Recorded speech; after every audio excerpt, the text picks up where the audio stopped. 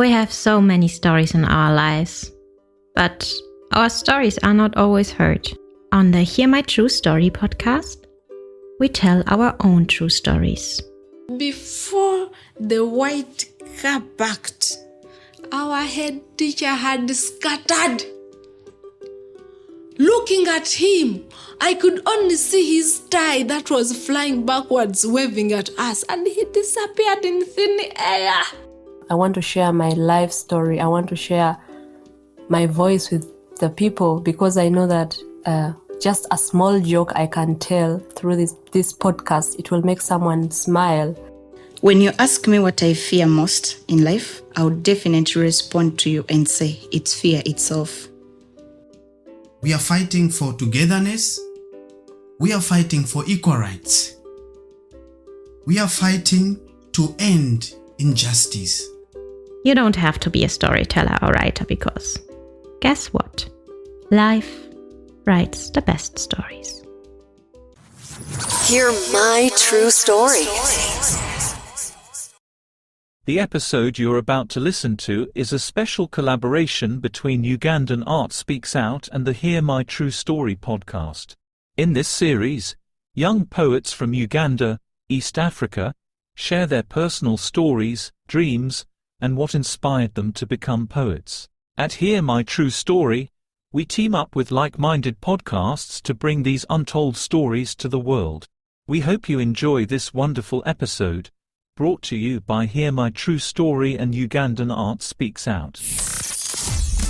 This is your favorite time of the week with your number one podcast. Hear my true story.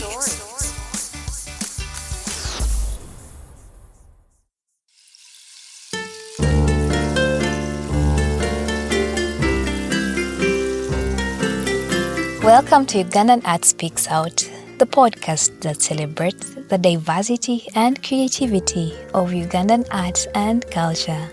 Produced by Omochi Creative, a non-government organization that uses art to create social change and promote empowerment in Uganda.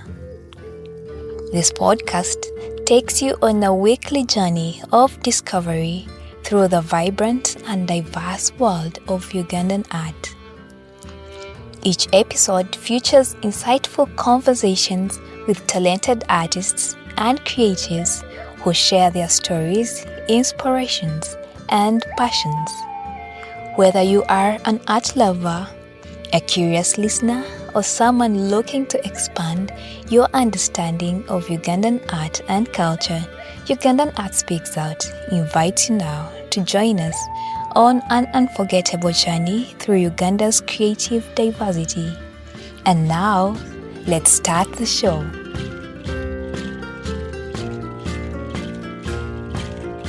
Belinda, you and I have something in common, you know? No, a lot of things in common. Well, my name is Linda, so they took away the bill. It would have been all Belindas. Yeah. How are you doing? I'm good. I'm really good. I'm very excited to be here today, and I'm glad that you have me here today. Man, I don't know how I am. I have no idea. I think it's just God's mercy. How do you feel? How do I feel? I'm tired. I don't know. Just a small nap will do. No. You take a small nap, you wake up the next 2 days. After the next 2 days, how are you doing? My pleasure having you here. Thank you so much. Who is Belinda? I mean, as I was telling you, all Belindas either have the third name or the fourth names. You're called Caroline. So who is Belinda Caroline? When you start poetry, they told me you're a poet, a good one at that.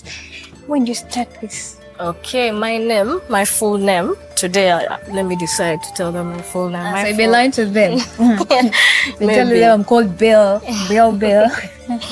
My full name is Nabumba Belina Caroline, and today I chose to wear the coat of being a poet. Yes, I am, because I do write poetry. You can take away the coat. So are you considering taking it? Will you take it away? I can wear any other coat any other day, but today I've decided that I am a poet, and I'm here to declare myself as well. Oh, interesting. Poetry. I started poetry back in senior 2, back in high school. This was because I was inspired by a number of girls that used to do poetry at my school. Well, we would get into the staff room and there would just be a sort of energy, in the staff room. Oh, not the staff room. Oh, actually, the art room. Sorry. Oh, yeah, I get you. The art room. Back then, that was the time. That's where they used to practice from, read poetry. You'd find a number of girls writing so many poetry. That is informed too. Yes, that's informed too. As turned between being a neurosurgeon and a cardiologist. Informed too. Man, you don't know.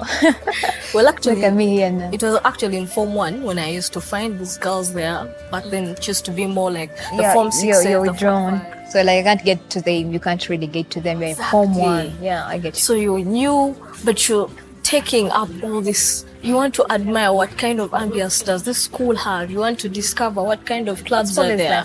This is Nabisunsa Girls School. So I get in there and I look at girls expressing themselves. I'm wondering, what are they doing? What are they reciting? Where are they getting these words Where are they from? getting the words? Exactly. And you're looking at people expressing themselves. By that time, I couldn't actually tell what they were trying to do. But I would hear many of them voices high, loud and bold, So I'm trying to see what is this, and some of them are actually very interesting to listen to, and the rhyme, the rhythm with it, all that energy that came with it. Like, I think I also want to get onto this. I want to jump onto this. So as you know, back then Peter Kagaya used to be a teacher there. Yes, literature teacher, very good one at Nabisunsa Girls School. So I find him with these girls interacting almost an hour, 2 hours in. Like, it was more of a co-curricular activity by then. So I'm inspired by these girls, by the way they express themselves, how they're doing it, how they write poetry. By then I didn't actually know what it was. So I tell him, I think I also want to do this. I sit in, I just make sure to just watch and see how they do it, to take up what they are doing. So back then I didn't know how to write poetry. I didn't know what a poem meant or how to start one. So I used to perform most of the poems I was given. By that time, if let's say there was a short concert or something and they would tell us to pull off a small performance, there used to be a storage file for most of the poetry the girls have written. So from then they would select a poem and they're like, okay, you're going to do this one. Do you think you can pull it off? Yes.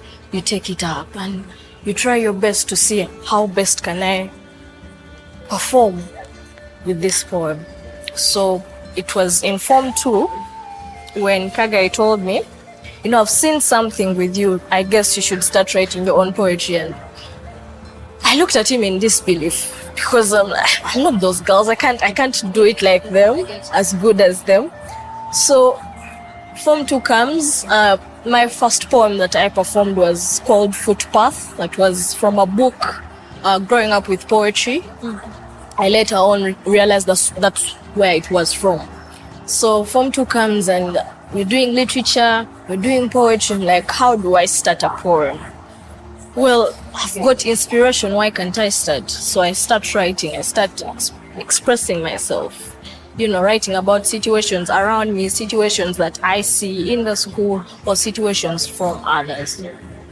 So you get to write your first piece. When was that? In Form 2. Form 2. Yes. Form 2, you perform, you write your first piece, you're doing everything there. Oh my God. Could have been hard on you. Oh, good. Quite a lot. So you write your first piece. What is your first piece about? I don't quite remember. During that time, it was a lot. By that time, actually, I don't quite remember what I actually wrote about. But what I do remember in Form 2, actually the next year, is when Kagai actually gave some of us that used to do poetry by then an opportunity to go to the National Theatre and showcase what we had and showcase the talent that we had. And that was like a big opportunity. And for me, I was like, wow, you can actually go to the theatre and do this. I had never gone into the National Theatre.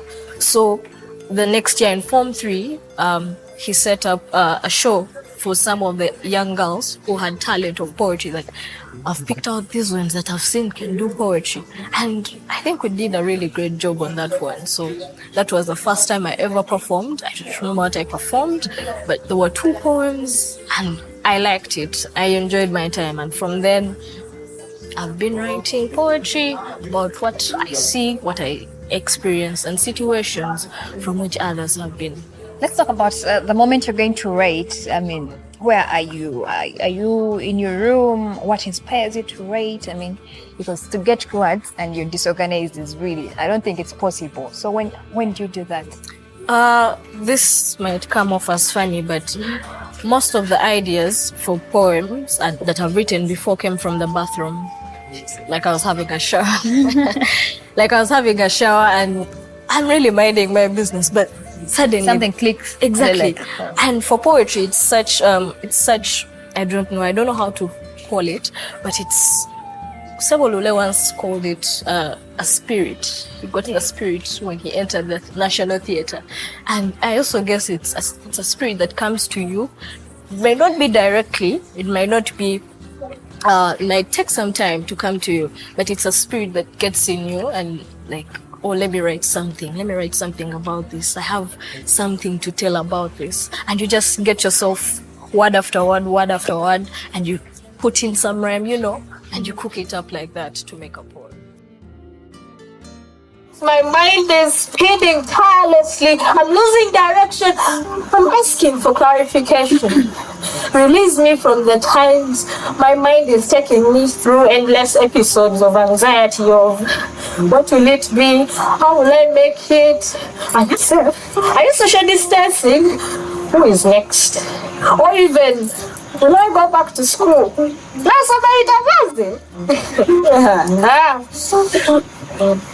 Release me, COVID. Release me from the nightmare I never thought I'd ever wake up into. Release me from the disgraceful thought of it all being something, a beginning of the end, a fatal end. COVID, please, I beg you, release me from this lockdown. I beg of you. I'm losing my mind, I guess. That's why I don't even respect fashion anymore. I wear what I like. But please, release me. So let's talk about the pieces that you can remember. In my mind, I have release me. Well, ideally, those Let's talk about those because they are basically about COVID, man. That time it hit everybody. 2021, 2022, it was fire.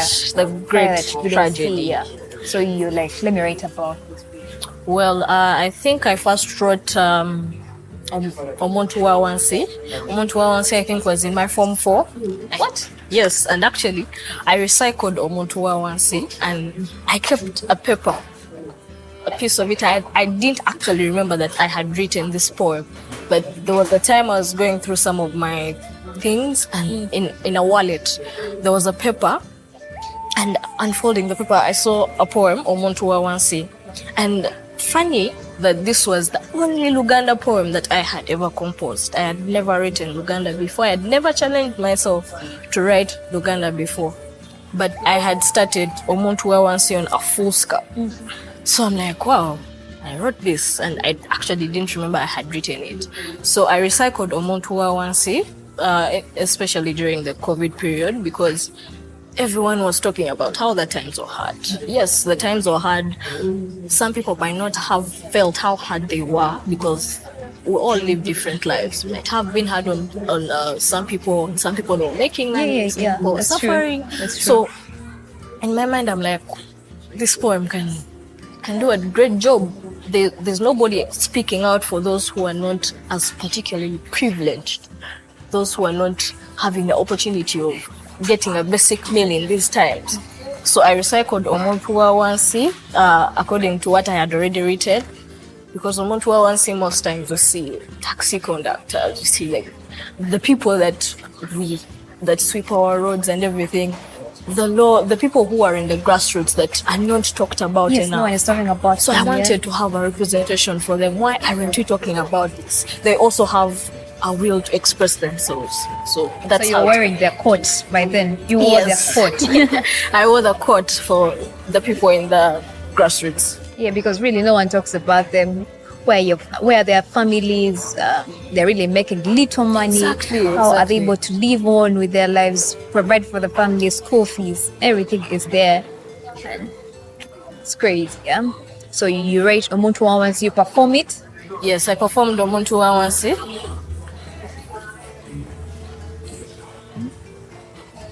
That was the first time I performed Omuntu Wawansi.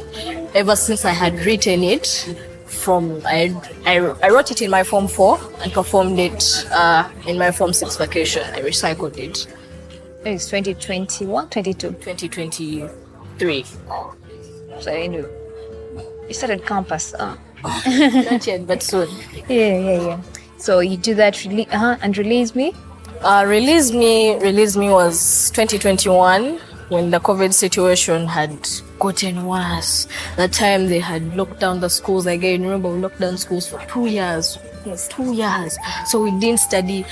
Me as a student, by that time, I'm like, you know what? I think it's time. It's time I get a new journey. So there was a time I was in the darkest of pits. So during that time, I think that was the time I expressed myself the most. So I'm like, release me from all this guilt, from all the loneliness, from so much that I was burdened with inside me that I was not able to express. As a poet, the platform of poetry is one that we gladly respect and enables us to express ourselves. So without that platform, especially during this COVID period, it was hectic. So you had to bundle up with all this inside you. So I had to write Release Me. So what course are you hoping to do? Oh, I hope to do something related to that or totally different? Totally different. I hope to do human resource. Yes.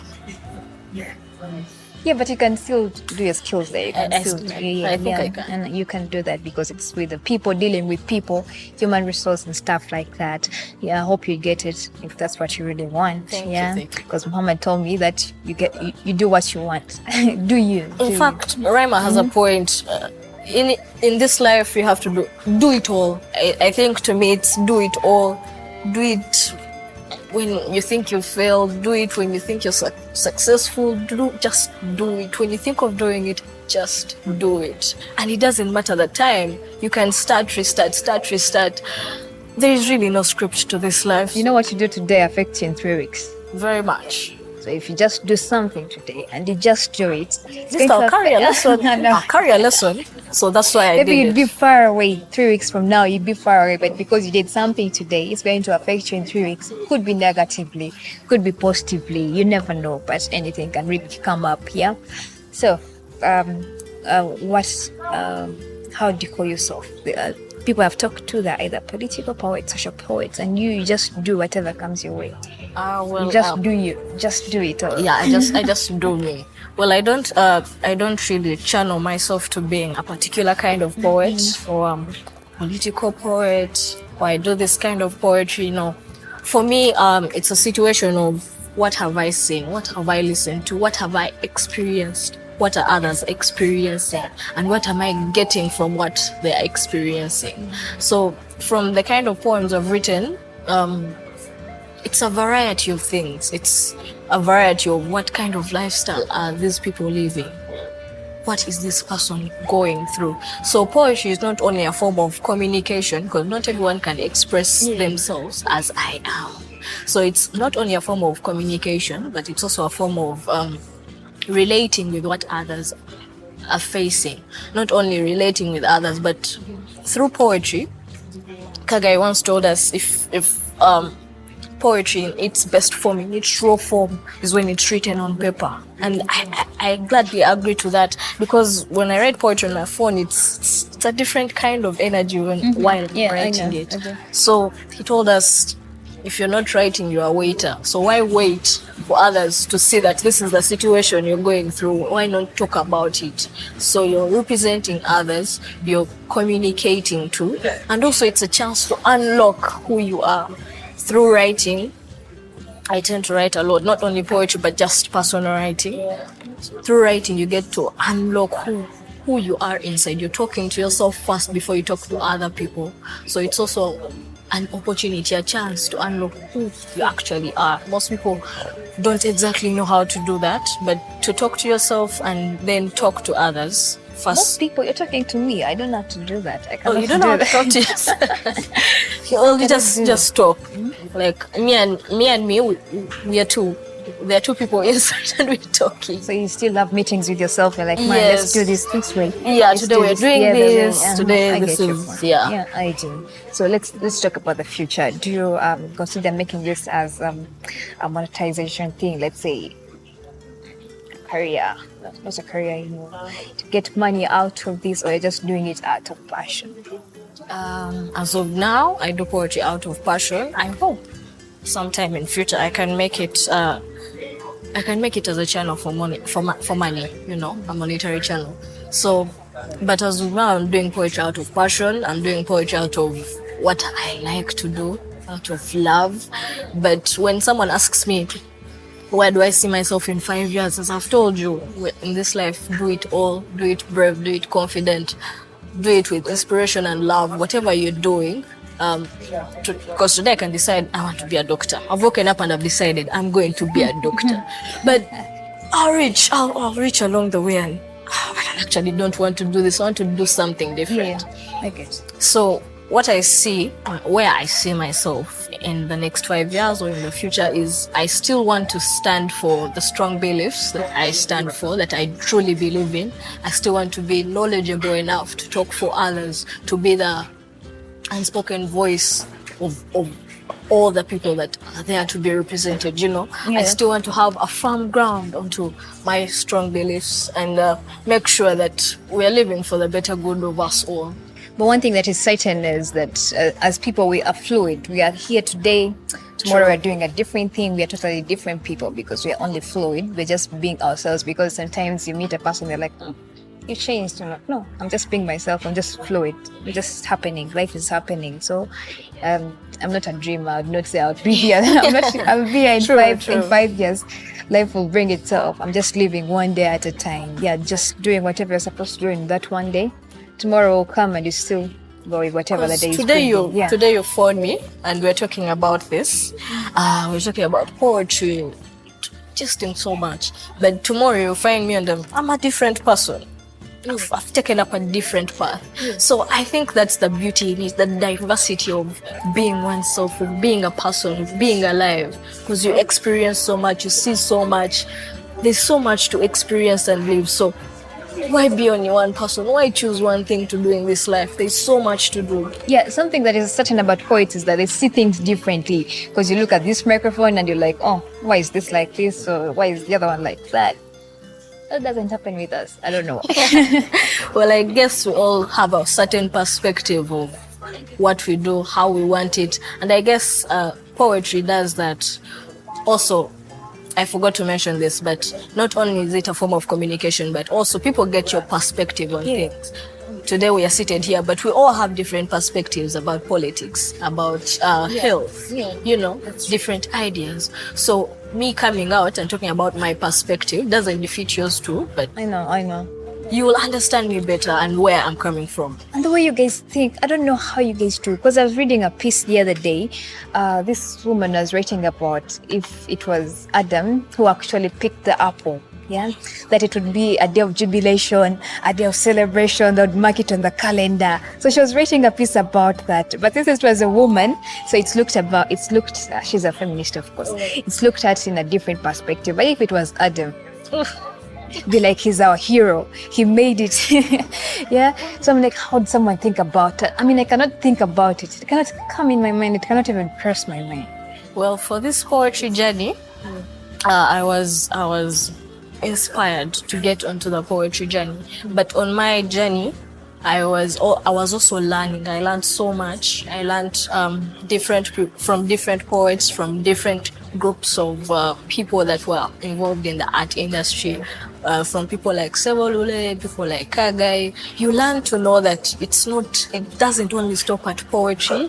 It's also a form of, didn't stop at poetry. how do you conceal it? How do you deliver it? It's also an art. So you master that art of creativity. How do you get creative with it? How do you put in all that, that energy for people to enjoy what you have and also to deliver it as great as it sounds out there? An experience I've had from different people is like when my first performance, I tried to act like someone I either looked up to. Was that a case with you too? Or they tried to write like someone they knew would write good? Yeah? Not exactly, but when you listen to different poetry, when I started out, I listened to different poets and how they were delivering their poetry. I didn't actually look for the videos. Just how were they sounding? How were they delivering that poetry? Because with poetry, it's connected to emotions, connected to expressing yourself. So how were they delivering it? How were those tones? Was it a low tone or was it a high tone? So you manage to learn that for a happy poem, this is how I'm going to deliver it. For a sad poem, this is how I'm going to deliver it. So with that, you also get to know how the art. As we come to a conclusion of this, I want us to talk about the impact of digitalization on poetry. Is it for the benefit? Is it for the? Is it for the good? Totally. The impact of poetry is just positive. And what I also want to see in the next future is the young people like me, the young people before me, and those I also look up to take up poetry, to take up arts like this, to speak up onto issues that are underlooked in our society or in different situations that we get in. So for me, poetry is for the greater good, and it's also defining us. It defines more of who we are. Yeah. So defining who we are enables us to communicate better and to deliver better to each other. So poetry, thanks, it has saved many. I believe this because in the lockdown, how are you going to express yourself in poetry? So poetry, it's something nice, it's something amazing. Thank you, Belinda. You have such a beautiful mind. I should borrow it one day. Yeah. Thank you so much for being having here, me. for giving us this opportunity. It's such a pleasure. Thank you. Thank you for listening to Ugandan Art Speaks Out, the podcast that celebrates the diversity and creativity of Ugandan art and culture. We hope you enjoyed this episode and learned something new about the amazing work of these artists. If you liked this episode, please subscribe, rate, and review our podcast on your favorite platform. You can also visit our website at Ugandan Art Speaks Out to learn more and explore further. You can also follow us on social media and join our community of art lovers and supporters. We'd love to hear from you and get your feedback. You can also support our work by donating to our organization and helping us continue our mission of using art to create social change and empowerment in Uganda. Thank you for your support, and until next time, keep listening and keep learning.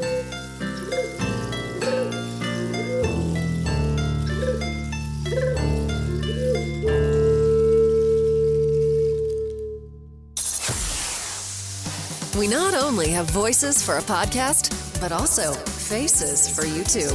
Don't miss your next episode. Hear my true story.